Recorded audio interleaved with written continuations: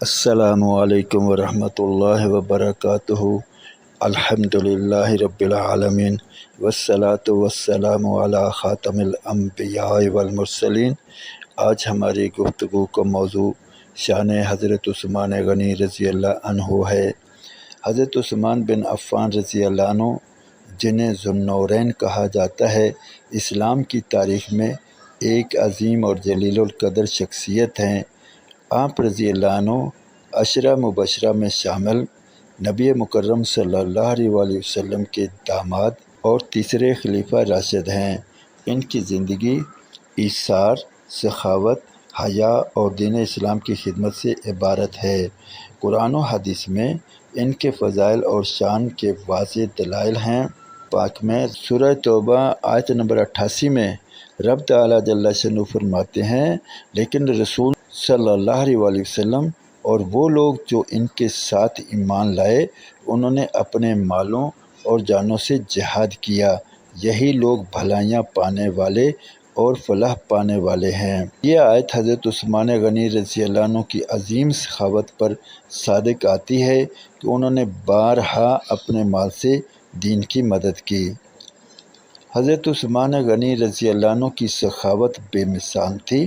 غزوہ تبوک کے موقع پر آپ رضی اللہ عنہ نے 300 اونٹ اور 1000 دینار اللہ رب العزت کی راہ میں پیش کیے۔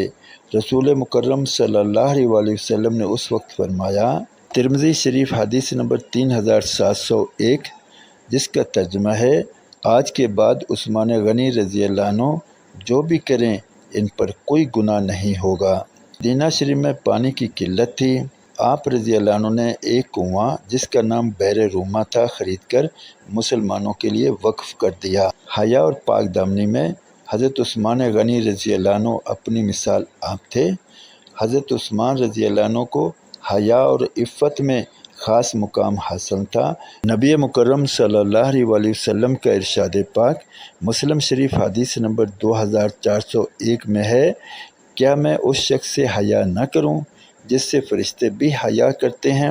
یہ اور اس طرح کی بے شمار احادیث آپ رضی اللہ عنہ کے بلند اخلاق اور پاکیزہ طبیعت کا ثبوت ہیں۔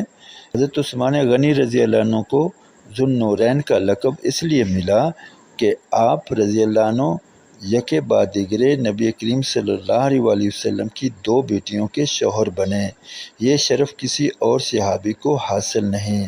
حضرت عثمان غنی رضی اللہ عنہ نے اپنے دور خلافت میں قرآن پاک کو ایک مصحف پر جمع کرایا اور امت کو ایک قرأت پر یکجا کیا۔ یہ کارنامہ امت اسلامیہ کے لیے ایک عظیم خدمت ہے۔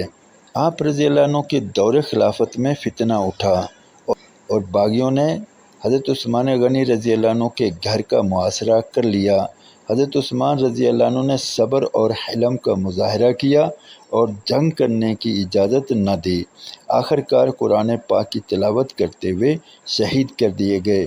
نبی مکرم صلی اللہ علیہ وآلہ وسلم نے پیشین گوئی فرمائی تھی، جو کہ ترمذی شریف حدیث نمبر 3703 میں ہے، جس کا ترجمہ، اے عثمان، اللہ تعالیٰ جل شانہ آپ کو خلعت یعنی خلافت عطا فرمائے گا۔ اگر لوگ تم سے اسے اتارنے کا مطالبہ کرے تو ہرگز نہ اتارنا۔ حضرت عثمان غنی رضی اللہ عنہ کی پوری زندگی قرآن و سنت کی خدمت، دین کے لیے ایثار، سخاوت، حیا اور صبر کی روشن مثال ہے۔ آپ کی شہادت اسلام کی تاریخ میں عظیم قربانی ہے۔ آپ رضی اللہ عنہ کی زندگی سے یہ سبق ملتا ہے کہ ایمان، حیا، ایثار اور صبر کے ساتھ دین کی خدمت کی جائے۔ اللہ رب العزت حضرت عثمان غنی رضی اللہ عنہ کے درجات کو بلند فرمائے اور ہمیں ان کے نقش قدم پر چلنے کی توفیق عطا فرمائے۔ گزارش ہے کہ ان باتوں کو اپنے دوست احباب، عزیز و اقارب تک پہنچائیں۔ اب تک کے لیے اتنا ہی، انشاءاللہ ملتے ہیں اگلی ویڈیو میں، تب تک کے لیے اللہ حافظ۔